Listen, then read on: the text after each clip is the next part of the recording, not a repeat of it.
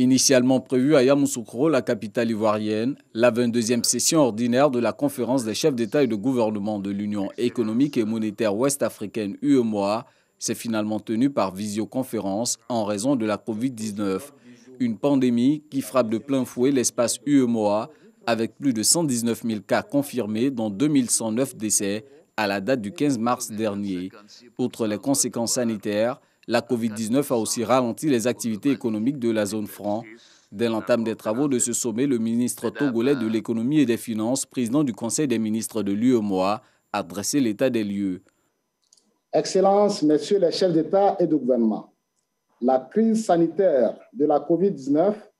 a eu des effets néfastes sur l'activité économique au sein de l'UEMOA,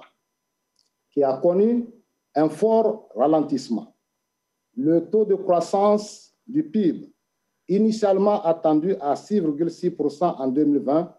est ressorti à 0,9% en raison de la baisse générale de l'activité, en particulier dans les secteurs de manufacture, du tourisme, de l'hôtellerie et de la restauration. Le niveau général des prix a progressé de 2,1% en 2020, après une baisse de 0,7% en 2019, sous l'effet du renchérissement des denrées de grande consommation, consécutif aux difficultés d'approvisionnement des marchés. Au niveau des finances publiques, le déficit budgétaire s'est aggravé de 3,4 points de pourcentage du PIB pour s'établir à 5,8% en 2020,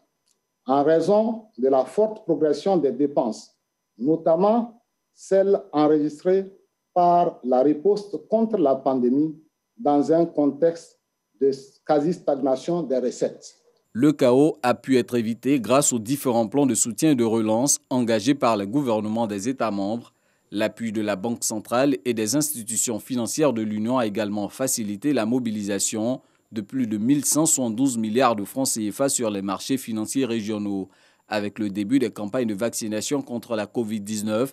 l'espoir d'une reprise économique est permis au sein des pays de l'UEMOA. Les perspectives pour l'année 2021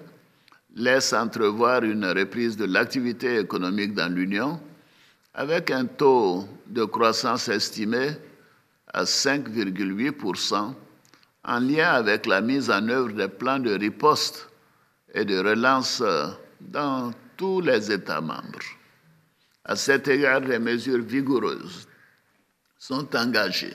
par les organes et institutions communautaires pour soutenir et accompagner les efforts des États. Dans ce cadre, la BCEAO, en concertation avec l'agence UEMOA Titres, a lancé les obligations de relance pour la mobilisation des ressources nécessaires au financement de ces plans. J'invite l'ensemble des partenaires techniques et financiers de l'Union à se mobiliser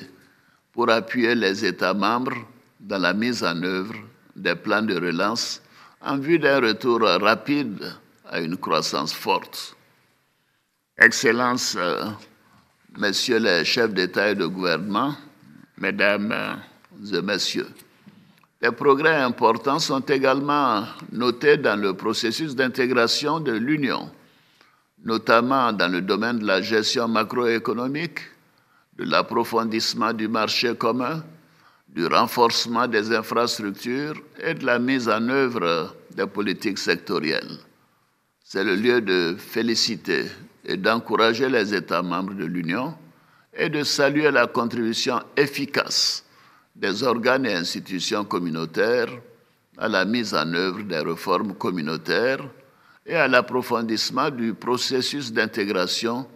de notre espace. Au terme des travaux de ce sommet, il a été décidé de la poursuite des efforts d'intégration sous-régionale et de l'accélération des campagnes de vaccination des populations contre la Covid-19. Les chefs d'État ont également fait le point de la situation sécuritaire de la zone UEMOA et défini un cadre institutionnel au renouvellement des organes, ce qui permettra à chaque pays membre d'être représenté dans les instances dirigeantes. Autre décision importante, le président du Faso, Roch Marc Christian Kaboré, succède au président Alassane Ouattara à la tête de la conférence des chefs d'État et de gouvernement de l'UEMOA.